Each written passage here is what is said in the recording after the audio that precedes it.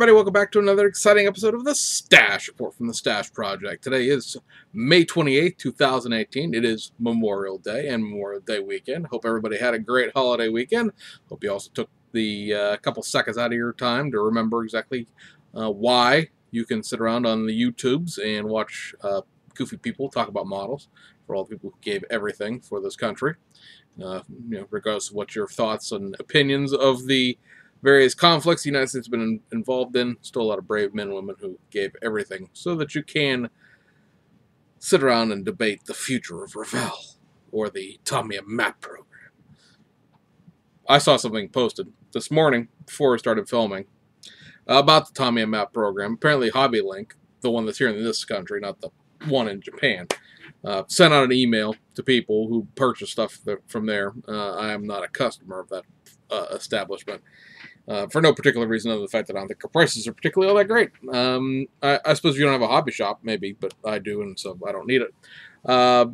Saying basically to Tommy's prices were going through the roof and buy kits now. And this is now the second place, and HobbyLink itself is a pretty reputable place, so I know people who have purchased from there and are happy with their service.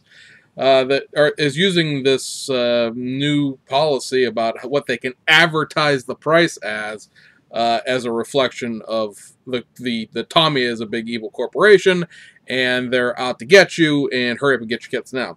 What no one seems to remember or wants to talk about is the fact that Revell did this exact same thing 2 years ago. Revell installed a map program at one point in time. Now, how effective it was, or if it continued, I'm not particularly sure. I haven't talked to my local vendor guy that we sit around and swap distribution stories with necessarily, but I mean that was something that they were going to do because Revell has the same problem. Internet vendors can sell their kits cheaper because they don't have the overhead that a real brick and mortar hobby store does. We went online this morning.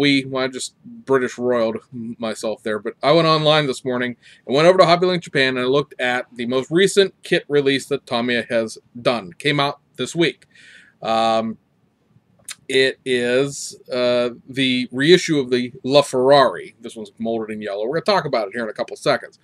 That is, like I said, a new kit. Now, the only thing that's different about it is what color it's molded in. But it is, a very expensive kit in the retail U.S. market, but not so much in Japan. So that kit was released 2 years ago. It might be that long at this point. As just molded in red and LaFerrari and woo, it's exciting and and all that stuff. The end cap price, the one I showed you last week, the kit number plus that number at the end, is 5,000 yen, which is roughly $50. HobbyLink Japan sells it for 4,000 yen, which is exactly $38.68. The new kit is being sold at an end cap price of 5,000 yen.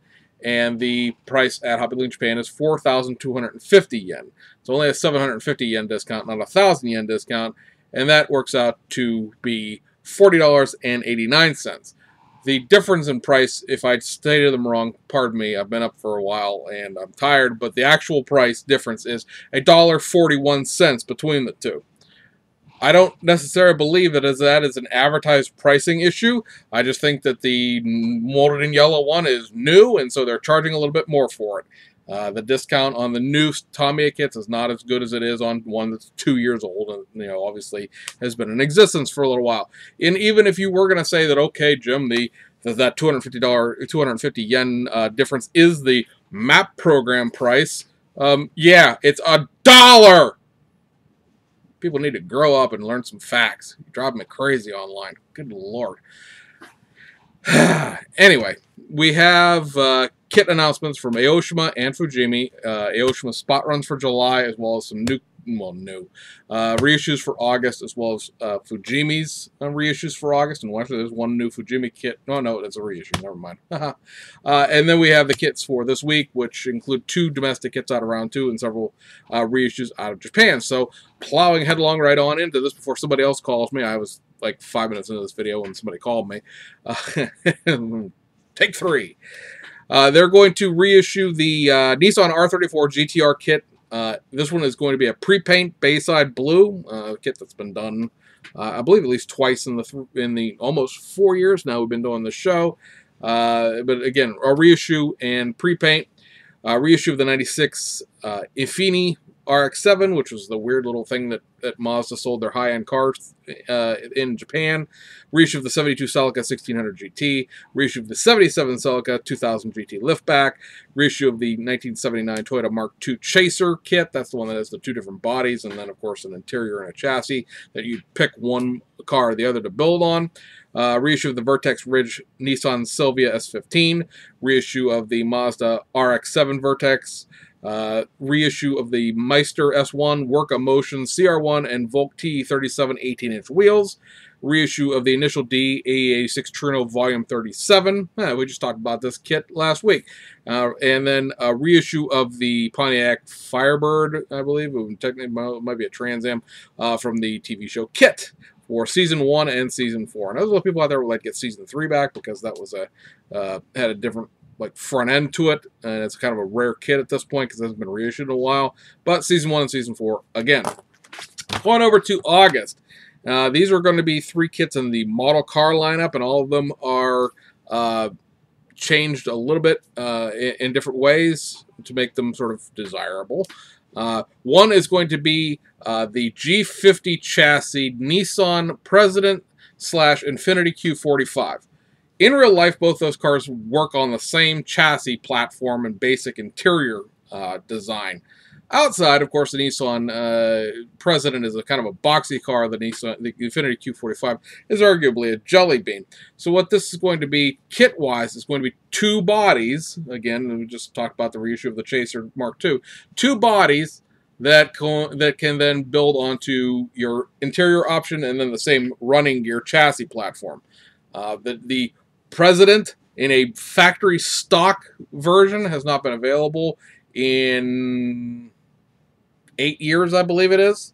I'd have to go look at the one. I have the one that came with the BBS wheels. It was sort of the optional wheel package version, and I can't remember when that kit was made, but I want to say 2006, 2007, which would be 10 years at this point, but it was obviously available for a little while after that. So this is, like I said, a combination of the two. Keep in mind the Infiniti Q45, even though it is an Infiniti, is a right-hand drive Infiniti. There was a left-hand drive resin conversion done back when American Satco existed, but that was a resin conversion, and Aoshima does not have those resin pieces. Those were done here in the United States. So I don't believe that their Infiniti Q45 has ever had a left-hand drive. Fujimi's does, but not Aoshima's.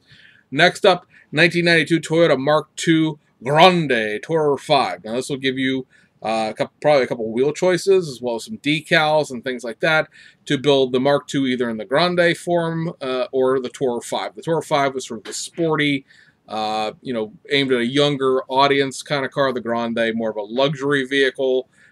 Nominally speaking, the Mark II is like a Camry-sized vehicle. Not the Camry. We did not get the Mark II here in the United States. But, size-wise, it's sort of not a full-size car, but a mid-size. And then last but not least is a reissue of the 91 Nissan Cefiro. Nissan Cefiro has been done a gajillion times out of Aoshima. What's different about this kit is it's going to include the parts to do either an early or a late. It's going to have the early front end as an option, the late front end as an option, and the early rear end as an option. It's very, very minor differences. This kit does have an engine insert, although you do have to cut the hood out of the body in order to use the engine, which means, of course, there's not really a firewall or inner fender detail to it, but it does have the engine insert. But it's been a little while since you've been able to build the Cefiro as an early, which is technically a 1989. The kit has been running as a 91 now for quite a while, so having these optional parts that have not been available, I don't believe, since the kit was run as an 89 back in the mid-1990s.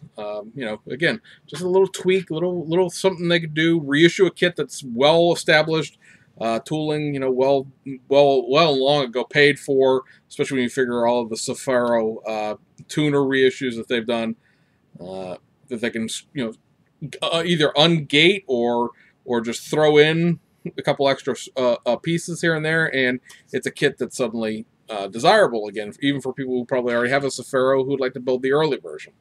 Over at Fujimi, you have the one new kit that's normally a reissue, although quite a bit of it is different, and that is the Toyota Alphard van.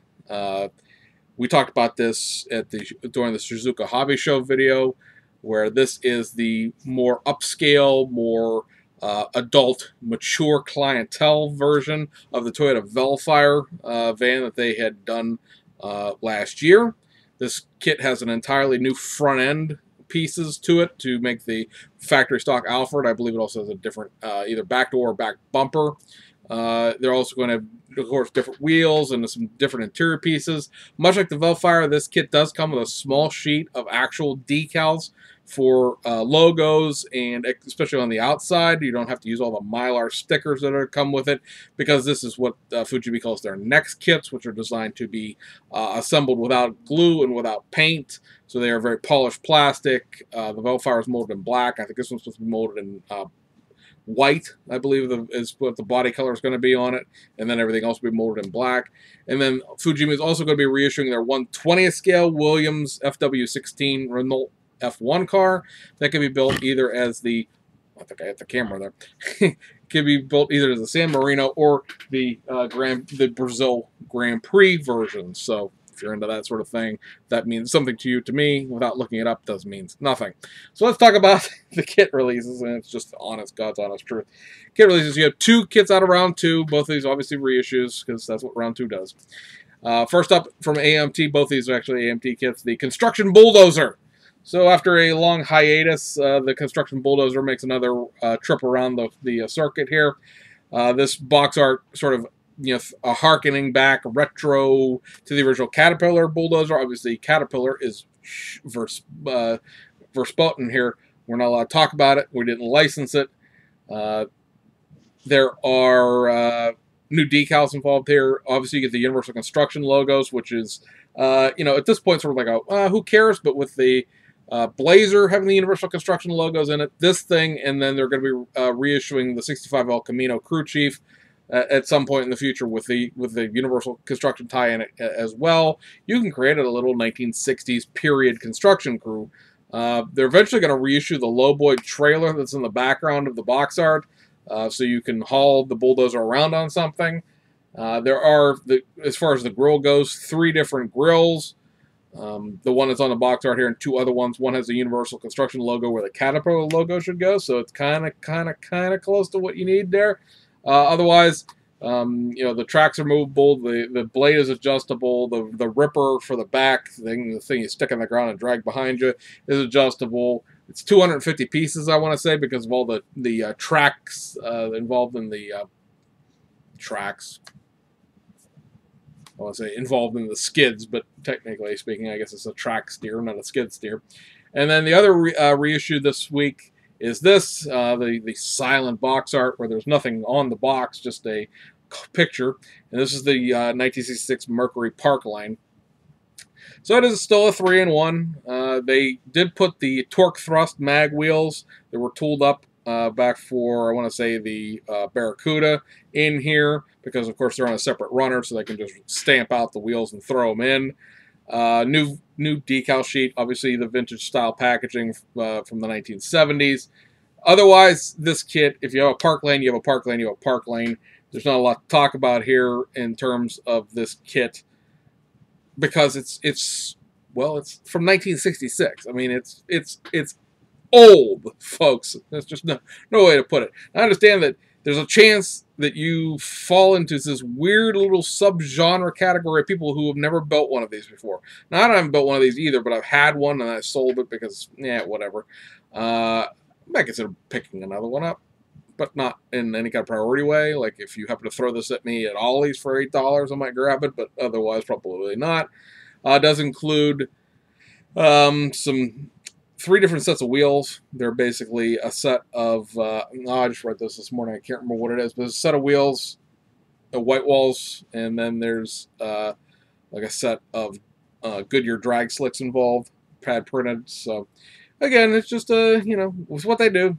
Put some fancy box art on something you already have 10 of, and then try to sell you another one. Can't fault them for it. It's worked for them for 10 years now, so but don't expect anything. A lot of people were like looking for the Hurst mag wheels that came in that kit originally. Not gonna happen. You get torque thrust. That takes us over to Fujimi for some reissues. First up, not technically a car, but the Garage and Tools Rebox. This is the original Garage and Tools. So you get a garage, which is the floor and 4 walls, and then you get all the tools. Now, what not shown in this tool collection here is the 2-post car lift. That is in this as well. The Garage and Tools just hasn't been reissued for a while. As a one box. The Garage was reissued, and the Tools were reissued last year over the summer, but this is the Garage and Tools all in one. Also reissued is this, the Honda CRX Del Sol Sear, or as we would like to call it, the Del Slow.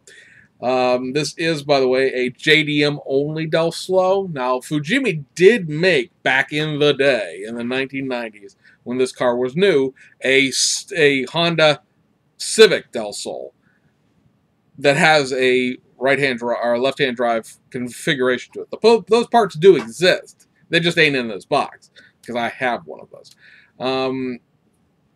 It is what it is. It's the weird little Targa little CRX Civic thing that they made. Honda fans will be happy to see it back. You do get the wheels on the box for a change, and those are the only wheels that are in it. So it is a very factory stock version of that kit. That'll take us over to Tamiya. Tamiya has 2 kits out, and both these were announced back at the Nuremberg Toy Fair. It's just sort of a limited run, not so much limited run, but a limited, automotive things that they were doing for the spring and summer. First up is this, the 1/18th scale Honda N360. This is a full detail kit, which is a little bit more you can say for the Hasegawa one, although the Hasegawa one and 124 scale is only about this big. Doors open. There's an engine. I'm not sure when this kit came out originally. I want to say 1980s, maybe, somewhere in there. Might be a little earlier than that. But is what it is. It's an odd scale, 1/18th. It's a die-cast scale, really, because it's not 1/16th like a lot of the your larger scale models would be, or 1/12 scale, 1/18th. So sort of an odd scale for a plastic model. But it would fit onto a shelf, obviously a shelf of die-cast. And then the other one is the kit we were just talking about earlier, the reissue of the LaFerrari. This one is the yellow version, as they like to call this. Basically, the only thing that is different about this kit from the original LaFerrari is that second parts runner from the left that has all of the body parts on it, the hood, the trunk, and the doors, and all that, is molded in yellow. Everything else is molded in the colors it was molded in originally. Everything down there is shown in white, but the engine's molded in silver, the rest of it's molded in black. The body in this case is molded in yellow, and that is literally the difference. Does not include the photo etch, does not include the carbon fiber. Those are still separate items. Both are still available if you didn't pick one up originally. But, yeah, it's a reissue in a different color. This is not anything out of the ordinary for Tamiya. They have, over the course of the years, done a number of their Ferrari kits 18 to 24 months later in a different color. The Enzo was reissued in a different color. The Modena was issued in a different color. The F50 was issued in a different color. I don't think the F40 was ever done in a second color, but it was done in a nominal race car. It didn't actually have a roll cage in it. It just had livery decals. And, yeah, it's a way for them to get a little extra mileage out of a tool, so it's not a one-and-done kind of thing. And leaving a big gap like that of around 2 years, allows people who, maybe skipped the first one or maybe built one and would like to build another one, but, didn't really want to build another red one. Oh, yellow, hey, and all of a sudden you're selling kits.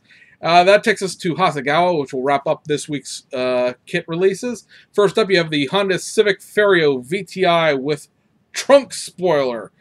This is a reissue of the just regular Honda Civic Fario kit that was done a couple of times recently. I think it was most recently reissued about 6 months ago.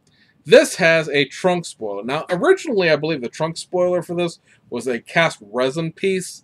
At least that was the information I was always told about it.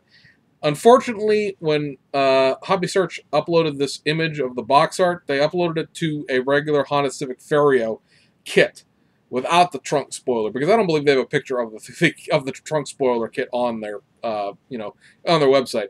And for somebody probably went close enough and just connected it to the other one. So I can't tell you what the trunk spoiler looks like, because the trunk spoiler is not on the parts runner to the regular Civic Fario. It's a separate piece.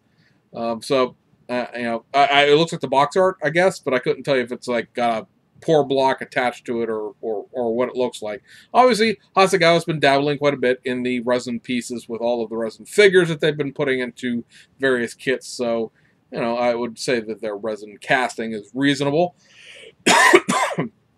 I was very surprised to see this come back, but then at the same time, it's one of the very few Honda Civic kits that they have not reissued up to this point. And speaking of another Honda Civic kit they haven't reissued up to this point, you get this thing, the